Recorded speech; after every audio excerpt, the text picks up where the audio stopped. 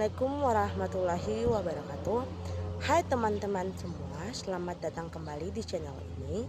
Perkenalkan, nama saya Titi Adrianti dengan NPM 0227241109 dari Fakultas Ekonomi dan Bisnis, Program Studi Akuntansi kelas 3A.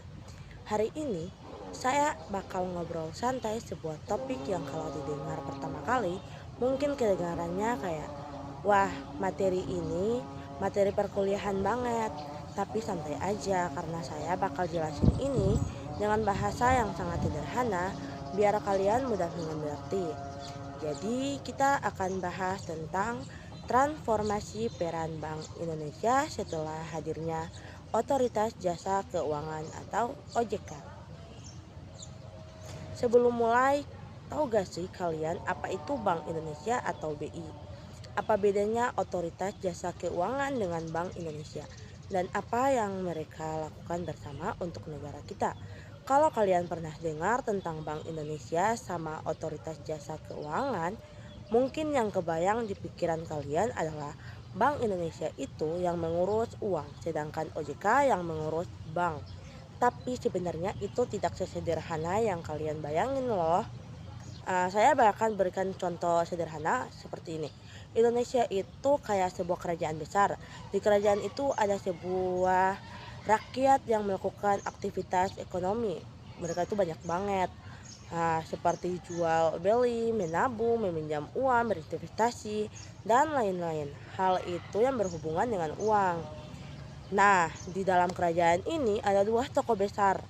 Yang pertama, Bank Indonesia sebagai sang penjaga stabilitas kerajaan, sedangkan yang kedua, Otoritas Jasa Keuangan, sang pengawas sebuah lembaga keuangan. Dua tokoh ini punya peran yang berbeda tetapi saling berkaitan. Dulu sebelum OJK lahir, BI itu punya peran yang lebih banyak.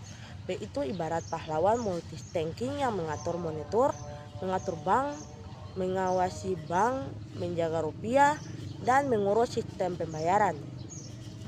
Sampai akhirnya pemerintah mikir, kayaknya ini harus dipisah deh. Bank Indonesia fokus ke monitor, sedangkan pengawasan keuangan biar ke lembaga baru yang mengurus. Dan dari sinilah munculnya Otoritas Jasa Keuangan. Sebelum lanjut, jangan lupa like dulu video ini, subscribe biar kalian gak ketinggalan konten seru lainnya, dan share kalau kalian rasa video ini bermanfaat. Dan tanpa berlama-lama, kita langsung saja ke pembahasannya.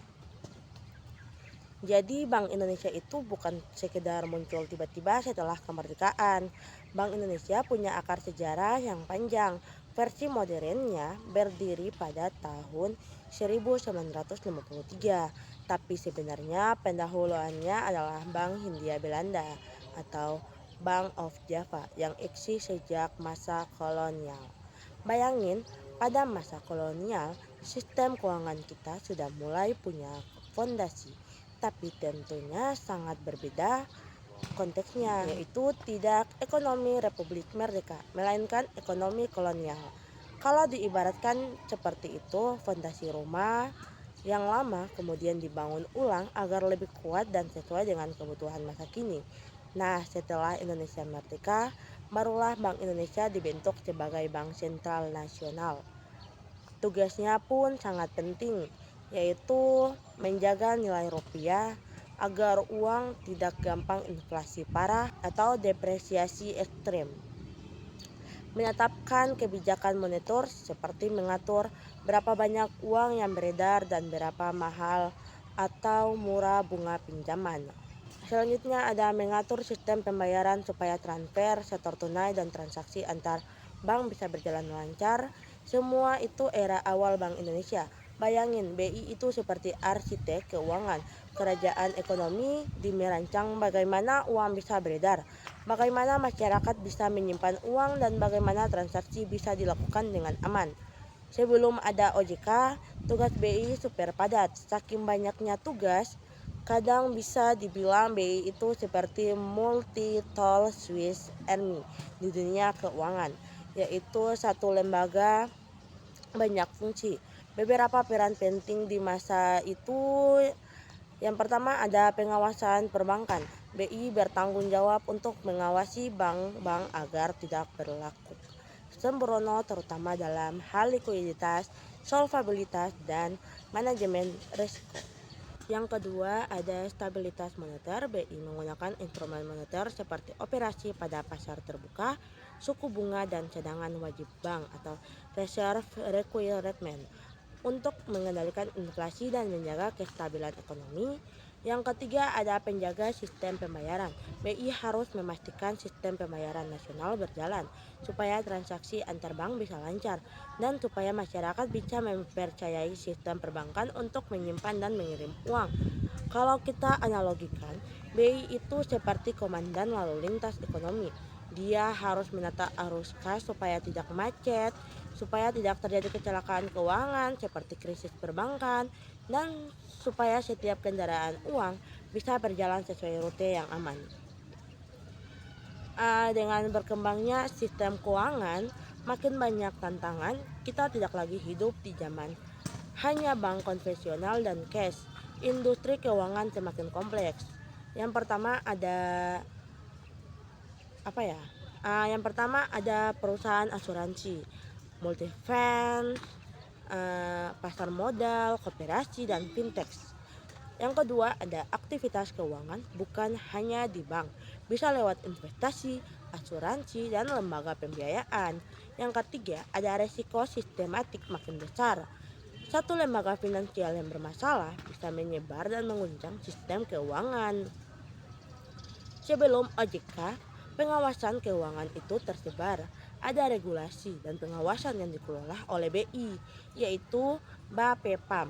Sebelumnya pengawasan pasar modal dan investasi lain, modal ini rawan disebut lubang pengawasan dan kurang efisien. Bayangin kalau kamu punya banyak toko di kota, bank, asuransi, dan lembaga keuangan lainnya, tapi pengawasannya diserahkan ke banyak petugas berbeda tanpa komandan pusat. Mungkin beberapa toko tidak diawasi dengan baik, resiko penipuan atau kebangkrutan. Itu sebabnya dibentuklah Otoritas Jasa Keuangan atau OJK untuk menyatukan pengawasan sektor jasa keuangan dalam satu lembaga. Baik, OJK atau Otoritas Jasa Keuangan resmi dibentuk berdasarkan Undang-Undang Nomor 21 Tahun 2011. Tujuan utamanya untuk melindungi konsumen, yaitu kita semua yang menggunakan jasa keuangan, dan memastikan stabilitas sistem keuangan secara keseluruhan. Artinya, melindungi konsumen. Misalnya kalau kamu mau rekening di bank dan membeli asuransi atau investasi di saham, kamu pasti pengen tahu kan apakah lembaga itu aman atau tidak, apakah produk yang dijual benar-benar sesuai dengan yang dia janjikan atau tidak, dan apakah tidak ada penipuan. Nah, inilah tugas OJK untuk mengawasi agar lembaga keuangan tidak mengelabui konsumen dan memastikan semua produk keuangan aman dan transparan. Tidak hanya sektor jasa keuangan termasuk perbankan, pasar modal, asuransi, lembaga pembiayaan, hingga fintech. Seiring dengan perkembangan waktu, lalu stabilitas sistem keuangan apa artinya? Artinya sistem keuangan kita tidak mudah roboh. Kalau ada satu bank yang masalah, tidak boleh menyebar ke bank lainnya sampai harus membuat krisis keuangan. Jadi OJK ditugaskan untuk mengawasi agar semua lembaga keuangan tetap sehat dan tidak membuat masalah bagi sistem keseluruhan. Puncak dari proses ini terjadi pada 31 Desember 2013 ketika BI secara resmi menyerahkan fungsi pengaturan dan pengawasan perbankan kepada OJK. Tapi perlu dicatat, meski pengawasan mikroprudensial, yaitu pengawasan bank per bank secara individual, dialihkan ke OJK, BI tetap menjaga pengawasan makroprudensial, yang artinya BI tetap punya tanggung jawab besar dalam menjaga stabilitas sistem keuangan secara keseluruhan. Jadi, bukan BI mundur total, melainkan retribusi tugas agar lebih efisien dan tangguh. Kehadiran OJK ini benar-benar membuat perubahan yang signifikan di dalam dunia keuangan Indonesia. Sebelumnya semua pengawasan hanya ada di Bank Indonesia, tapi sekarang ada lembaga yang lain khusus mengurus itu. Jadi BI bisa fokus ke hal-hal yang lebih inti. Ini bagian yang paling menarik. Nih, setelah OJK berdiri, peran BI sangat berubah dari yang dulu semuanya jadi sendiri. Sekarang BI lebih fokus ke 3 hal utama, yaitu pengendalian inflasi, stabilitas nilai kurang tukar rupiah, dan pengaturan sistem perbankan. Selain itu, BI juga berfungsi sebagai pengatur dan pembina sektor keuangan, bukan lagi sebagai pengawas langsung. Pengendalian inflasi, jaga harga barang agar tidak makin mahal. Nah, apa itu inflasi? Gampangnya saja, inflasi itu kenaikan harga barang secara umum dan terus-menerus. Misalnya tahun lalu kamu bisa beli nasi goreng seharga 15.000, tapi tahun ini jadi 20.000. Malah sekarang ada 23.000 di warung-warung itu. Itu tandanya ada inflasi. Nah, kenapa pengendalian inflasi itu penting? Karena kalau inflasi terlalu tinggi, uang kita akan jadi lemah. Artinya, daya beli kita makin kurang. Kamu bisa beli barang lebih sedikit dengan uang yang sama. Itu pasti tidak enak kan? Bayangin aja gaji kamu tetap sama, tapi harga semuanya makin naik. Pasti susah banget hidup. Jadi, tugas BI sudah menjaga inflasi tetap pada tingkat yang sehat. Tingkat inflasi yang sehat untuk Indonesia itu sekitar 3% dan 1% per tahun. Artinya antara 2% sampai 4%. Begitu inflasi tetap stabil, daya beli kita sudah stabil dan ekonomi bisa tumbuh dengan baik. Cara BI mengendalikan inflasi itu banyak, tapi yang paling umum adalah dengan mengatur suku bunga acuan atau BI rate. Kalau BI rate dinaikkan, bank-bank akan sulit dapat uang dari BI. Jadi, bank-bank juga akan menaikkan suku bunga pinjam mereka sehingga orang lebih ragu mau pinjam uang buat beli barang mahal seperti mobil, rumah. Jadi, permintaan barang turun dan harga barang juga akan turun atau tidak naik terlalu cepat. Begitu sebaliknya, kalau BI rate diturunkan, bank-bank akan lebih gampang mendapatkan uang, suku bunga pinjaman turun, orang lebih mau pinjam uang, permintaan barang naik, dan ekonomi akan lebih cepat. Stabilitas nilai tukar cepat, jaga rupiah agar tidak terlalu lemah. Nilai tukar rupiah itu adalah harga rupiah terhadap mata uang asing. Biasanya dolar Amerika Serikat, misalnya 1 dolar Amerika Serikat sama dengan 15 rupiah. Besoknya kita bisa jadi 15.500 rupiah atau 14.500 rupiah. Kenapa stabilitas nilai tukar itu penting? Nah, maka dari itu kenapa stabilitas nilai tukar itu penting? Hal itu penting karena banyak barang yang kita beli dari luar negeri kan, seperti minyak bumi, bahan baku pabrik, gadget, dan banyak lagi. Kalau rupiah lemah, misalnya 1 dolar jadi 16.000 rupiah, maka harga barang-barang impor itu akan naik. Dan itu akan berdampak ke harga barang di dalam negeri juga.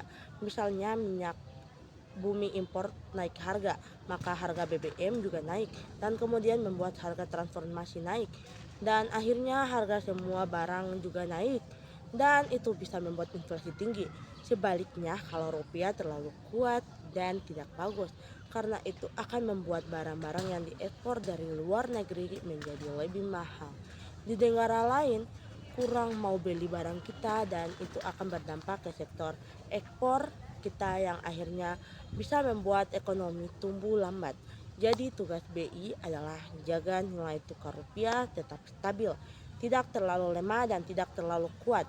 Cara BI melakukannya dengan inversi pasar mata uang, artinya BI akan beli atau jual dolar Amerika Serikat di pasar. Kalau rupiah mau lemah, BI akan jual dolar Amerika Serikat yang dia punya sehingga permintaan rupiah naik dan nilai tukar rupiah jadi lebih kuat. Kalau rupiah mau terlalu kuat, BI akan beli dolar Amerika Serikat sehingga permintaan dolar naik dan nilai tukar rupiah jadi semakin lemah. Pengaturan sistem perbankan, jaga sistem perbankan agar tidak sehat, mengatur struktur dan kerangka kerja sistem perbankan secara keseluruhan. Misalnya, Bank Indonesia akan menetapkan aturan tentang seberapa banyak modal dan yang harus dimiliki bank agar bisa beroperasi, modal minimum atau aturan tentang seberapa banyak uang yang bank harus simpan di BI cadangan wajib, dan aturan tentang sistem pembayaran yang aman dan efisiensi seperti transfer antar bank, e-money, dan lain-lain. Tujuan dari pengaturan sistem perbankan ini adalah untuk memastikan bahwa sistem perbankan kita tetap kuat dan handal. Jadi kalau ada masalah ekonomi, bank tidak mudah roboh karena sistem perbankan itu tulang punggung ekonomi Indonesia. Semua aktivitas ekonomi dimulai dari bisnis kecil sampai bisnis besar butuh peran bank. Jadi kalau sistem perbankan sehat, ekonomi juga akan sehat. Sekarang kita ke bagian yang sangat penting, yaitu kondisi antara BI dan OJK. Karena kalau mereka dua-duanya tidak mau kerja bersama, pasti akan membuat kekacauan. Jadi koordinasi antara Bank BI dan OJK itu sangat krusial untuk mencapai tujuan ekonomi yang stabil. Karena kebijakan moneter yang dibuat BI seperti pengendalian inflasi, stabilitas nilai tukar harus berjalan seiring dengan regulasi keuangan yang dibuat OJK. Seperti pengawasan bank-bank perlindungan konsumen, kalau ada ketidaksesuaian antara keduanya bisa membuat kebijakan tidak efektif, bahkan bisa buat masalah. Misalnya BI ingin mengendurkan kebijakan moneter atau turunkan BI rate untuk mendorong pertumbuhan ekonomi. Tapi kalau OJK terlalu ketat dalam mengawasi bank-bank bisa ragu mau meminjamkan uang ke masyarakat, sehingga kebijakan BI yang ingin mendorong pertumbuhan ekonomi tidak akan berjalan dengan baik. Atau sebaliknya, OJK ingin memudahkan bank-bank meminjamkan uang-uang untuk mendukung usaha kecil. Tapi kalau BI mengencangkan kebijakan moneter atau menaikkan BI rate, suku bunga peminjam akan naik, sehingga usaha kecil susah membayar cicilan. Jadi tujuan OJK juga tidak akan tercapai. Oleh karena itu, BI dan OJK harus selalu berkoordinasi dan berkomunikasi. Ada beberapa cara yang mereka lakukan untuk berkoordinasi, seperti rapat bersama secara teratur. Mereka sering rapat untuk membahas masalah-masalah yang berhubungan dengan ekonomi dan sistem keuangan. Ada juga berkolaborasi dengan membuat kebijakan.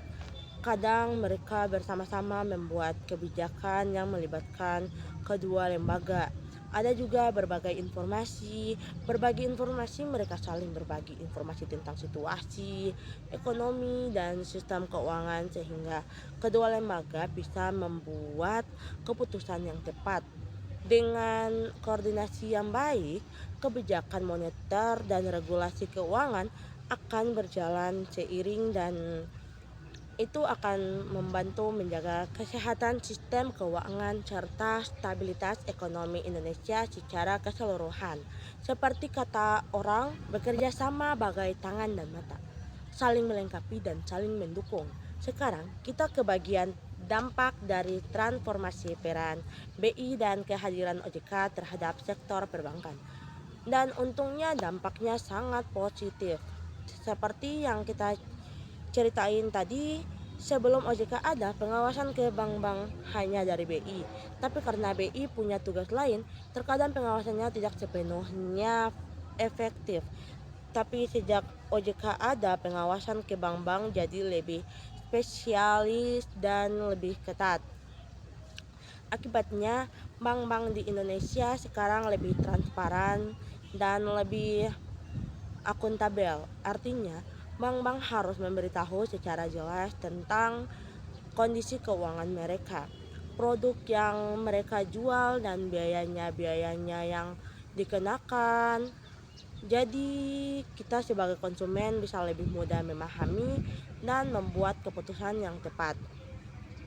Sedangkan akuntabel berarti bank-bank harus bertanggung jawab atas setiap keputusannya. Kalau ada kesalahan atau pelanggaran, mereka akan dikenai sanksi dari OJK. Sehingga bank-bank akan lebih hati-hati dalam menjalankan usahanya. Dampak lain yang positif adalah peningkatan kepercayaan masyarakat terhadap sektor perbankan. Kalau kita tahu bahwa bank-bank itu diawasi dengan ketat, transparan dan akuntabel, kita akan lebih percaya untuk menyimpan uang di bank atau meminjam uang dari bank atau memanfaatkan produk keuangan lainnya dan peningkatan kepercayaan. Dan peningkatan kepercayaan ini akan membuat sektor perbankan tumbuh lebih cepat dan lebih sehat. Contohnya, sekarang banyak orang yang mau buka rekening di bank, bahkan di bank digital yang baru muncul. Karena mereka tahu bahwa bank-bank itu diawasi oleh OJK, jadi aman. Atau hanya atau banyak orang yang mau berinvestasi di reksadana atau saham karena mereka tahu bahwa produk itu diatur oleh OJK, jadi tidak ada penipuan. Itu kan sangat bagus kan? Itu akan sangat bagus kan bagi kita sebagai konsumen, kita lebih aman, bagi bank-bank mereka lebih profesional. Dan bagi ekonomi Indonesia, sektor perbankan lebih sehat dan bisa mendukung pertumbuhan ekonomi meski ada banyak kemajuan yang bagus. BI dan OJK masih menghadap tantangan yang tidak sedikit karena dunia ekonomi dan keuangan itu selalu berubah dan mereka harus terus beradaptasi. Yang pertama ada perubahan teknologi, makin cepat, makin sulit diatur. Sekarang ini teknologi berkembang dengan sangat cepat. Ada bank digital, e-money, blockchain, fintech, dan banyak lagi. Itu membuat sektor keuangan makin modern dan mudah diakses, tapi juga buat tantangan baru. Misalnya bank digital yang tidak punya cabang fisik, bagaimana cara OJK mengawasinya? Atau e-money yang banyak dipakai oleh masyarakat, bagaimana cara BI mengatur sistem pembayaran agar tetap aman dan efisien? Atau blockchain yang bisa digunakan untuk transaksi tanpa lembaga tengah, bagaimana cara kedua lembaga itu mengatur agar tidak ada penyalahgunaan. Perubahan teknologi ini membutuhkan BI dan OJK untuk selalu belajar dan beradaptasi. Mereka harus membuat aturan dan kebijakan yang sesuai dengan perkembangan teknologi tanpa menghambat inovasi. Ini tidak mudah, tapi harus dilakukan agar sistem keuangan kita tetap sehat dan relevan. Yang kedua ada risiko sistematik, bahaya yang bisa menyebar. Risiko sistematik itu adalah risiko yang bisa mempengaruhi seluruh sistem keuangan, bukan hanya satu lembaga keuangan. Misalnya kalau ada satu bank besar yang roboh, itu bisa membuat kepercayaan masyarakat turun dan akhirnya semua bank akan terkena dampak. Atau kalau ada krisis ekonomi di luar negeri, itu bisa berdampak ke ekonomi Indonesia dan sistem keuangan kita.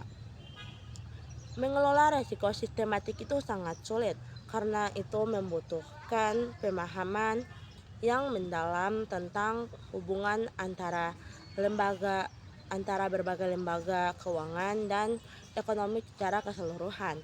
BI dan OJK harus bekerja sama untuk mendeteksi risiko sistematik sejak dini dan mengambil langkah untuk mencegahnya atau menguranginya. Contohnya, mereka bisa menetapkan aturan yang lebih ketat tentang minimum yang harus dimiliki bank atau aturan tentang pemberian pinjaman yang tidak terlalu berisiko, atau mereka bisa melakukan stress test atau tekanan tes ke bank-bank untuk lebih melihat seberapa kuat bank-bank itu menghadapi situasi ekonomi yang buruk. Apa saja inovasi yang harus dilakukan BI? Yang pertama, kebijakan moneter makroprudensial. Jaga sistem keuangan tetap sehat. Kebijakan ini bertujuan untuk menjaga stabilitas sistem keuangan secara keseluruhan dengan mengendalikan risiko sistematik yang kita ceritain tadi. Contohnya kebijakan moneter makroprudensial yang sudah diterapkan BI adalah pertama, laju pertumbuhan kredit atau LPK. BI menetapkan batasan laju pertumbuhan kredit agar bank-bank tidak terlalu bebas meminjamkan uang yang bisa membuat resiko semakin besar. Yang kedua ada cadangan syariah wajib atau CSW dan cadangan wajib CW. BI menetapkan jumlah yang harus disimpan bank di BI agar bank memiliki cadangan yang cukup jika ada kebutuhan mendesak. Perbandingan pinjam terhadap nilai jaminan atau LTV atau HTV. BI menetapkan batasan pinjaman yang diberikan bank terhadap nilai jaminan seperti rumah atau mobil agar bank tidak terlalu beresiko kalau nilai jaminan turun. Kebijakan ini sangat penting itu karena membantu mencegah terjadinya krisis keuangan dan menjaga stabilitas sistem keuangan dan menjaga stabilitas sistem keuangan. Sistem pembayaran modern lebih cepat dan mudah lebih mudah. BI telah memperkenalkan berbagai sistem pembayaran modernnya yang lebih cepat, aman, dan efisien. Contohnya BI Fast, sistem transfer antar bank yang cepat, bisa dilakukan 24 jam sehari, 7 hari seminggu, dan nilai transfer bisa lebih kecil atau lebih besar. Yang kedua ada e-money, sistem pembayaran elektronik yang bisa digunakan untuk belanja di berbagai tempat tanpa perlu bawa uang. Dan yang ketiga ada KRIS, standar kode QR yang seragam untuk pembayaran elektronik, sehingga kita bisa menggunakan satu aplikasi untuk membayar di berbagai tempat. Inovasi dalam sistem pembayaran ini membuat kehidupan kita lebih mudah dan nyaman. Kita tidak perlu lagi antri di bank atau transfer uang atau bawa uang banyak tunai yang berisiko dicuri. Selain itu, kita juga mendukung inklusi keuangan karena banyak orang yang bisa mengakses sistem pembayaran tanpa harus punya rekening bank. Yang ketiga ada kebijakan moneter yang lebih fleksibel. BI tidak hanya mengandalkan BI Rate sebagai alat kebijakan moneter. Dia juga menggunakan alat-alat lain untuk mencapai tujuan pengendalian inflasi dan stabilitas nilai tukar. Contohnya, BI menggunakan intervensi pasar mata uang yang lebih fleksibel atau kebijakan likuiditas untuk mengatur jumlah uang yang beredar di pasar dan ini juga membuat BI lebih mampu menyesuaikan kebijakannya dengan situasi ekonomi yang terus berubah. Yang keempat adalah penggunaan teknologi di kebijakan. BI sekarang menggunakan teknologi seperti Big Data dan Artificial Intelligence untuk menganalisis data ekonomi dan membuat keputusan yang lebih cepat dan akurat. Misalnya BI bisa menggunakan data dari sistem pembayaran untuk menganalisis aktivitas ekonomi masyarakat atau menggunakan dari bank-bank untuk menganalisis situasi sektor perbankan. Ini membuat BI lebih memahami situasi ekonomi dan membuat kebijakan yang tepat sasaran. Inovasi ini menunjukkan bahwa BI sangat serius dalam menghadapi tantangan dan meningkatkan efektivitas kebijakan. Dengan terus berinovasi, BI akan menjaga stabilitas ekonomi di Indonesia dengan mendukung pertumbuhan ekonomi yang berkelanjutan. Sekarang kita ke bagian yang seringkali terlupakan, padahal ini sangat penting, yaitu peran BI dalam edukasi dan literasi keuangan masyarakat. Apa itu literasi keuangan? Literasi keuangan itu adalah kemampuan masyarakat untuk memahami dan menggunakan pengetahuan keuangan yang lebih baik untuk membuat keputusan yang tepat. Kenapa literasi keuangan itu penting?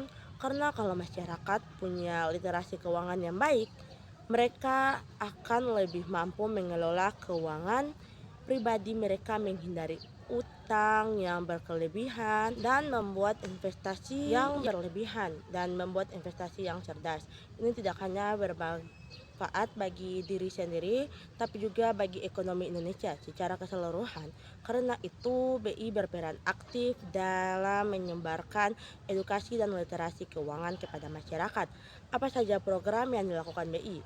Yang pertama, ada program literasi keuangan nasional atau LITNASKUE. Program ini adalah program nasional yang bertujuan untuk meningkatkan literasi keuangan masyarakat Indonesia. Program ini melibatkan berbagai lembaga termasuk BI, OJK, Kementerian Keuangan, dan lembaga lain. Program LITNASKUE melakukan berbagai aktivitasnya seperti memberi pelatihan literasi keuangan kepada masyarakat, terutama di daerah pedesaan, membuat materi literasi keuangan yang mudah dimengerti seperti brosur, buku, video, dan website, mengadakan acara-acara literasi keuangan seperti lokaria, seminar, dan pameran. Tujuan dari program ini adalah membuat literasi keuangan menjadi bagian dari budaya masyarakat Indonesia sehingga semua orang yang bisa mengelola keuangan mereka dengan baik. Yang kedua, ada program inklusi keuangan. Seperti yang kita ceritain tadi, inklusi keuangan itu adalah upaya membuat semua orang mengakses jasa keuangan. Dan literasi keuangan adalah bagian penting dari inklusi keuangan, karena kalau masyarakat tidak memahami jasa keuangan, mereka tidak akan menggunakannya.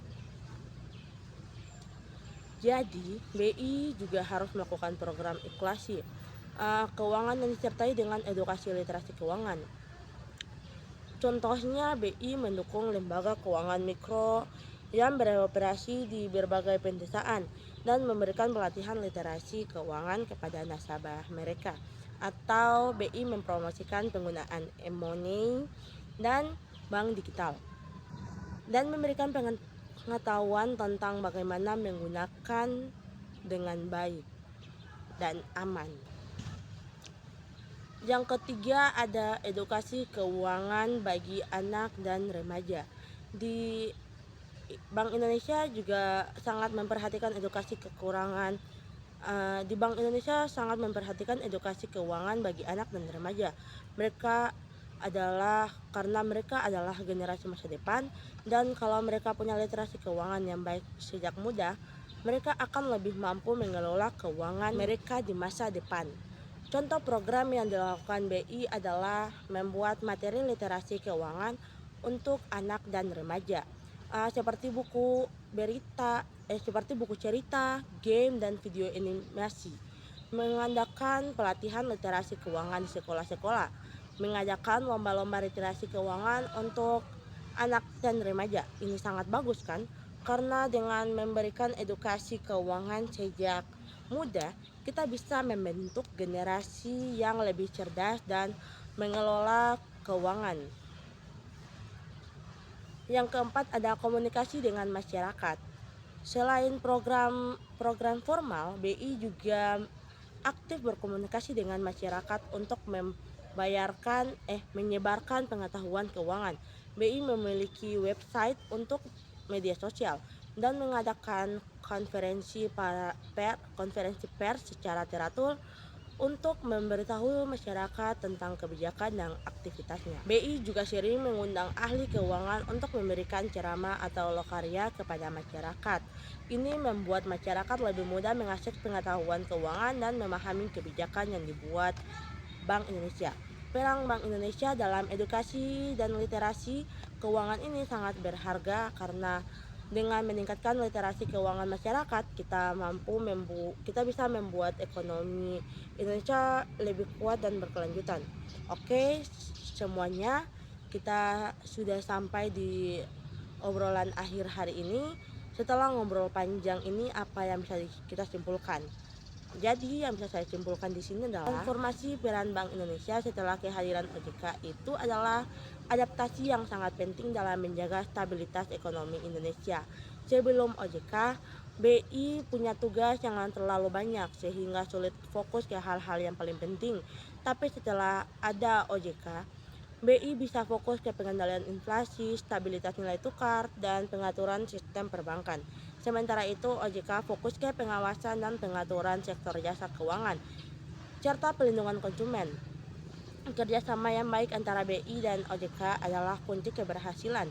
Dengan berkoordinasi dan berkomunikasi, mereka bisa membuat kebijakan yang efektif dan efisien yang akan menjaga kesehatan sistem keuangan dan stabilitas ekonomi Indonesia. Meskipun masih ada tantangan yang harus dihadapi seperti perubahan teknologi, resiko sistemik, inflasi keuangan, dan globalisasi, BI dan OJK telah menunjukkan kemampuan untuk beradaptasi dan berinovasi. Mereka telah memperkenalkan berbagai kebijakan baru dan program yang bermanfaat bagi masyarakat. Selain itu, peran BI dalam edukasi dan literasi keuangan juga sangat penting karena dengan meningkatkan literasi keuangan masyarakat, kita bisa mampu membuat semua orang lebih mampu mengelola keuangan mereka, dan itu akan berdampak positif bagi ekonomi Indonesia secara keseluruhan. Semoga materi yang saya sampaikan hari ini bermanfaat buat kalian semua. Jangan lupa like video ini dan subscribe dan share ke teman-teman kalian yang juga mau tahu tentang peran BI dan OJK, dan jangan lupa klik tombol subscribe di bawah. Terima kasih sudah menonton sampai akhir. Sampai jumpa di video selanjutnya.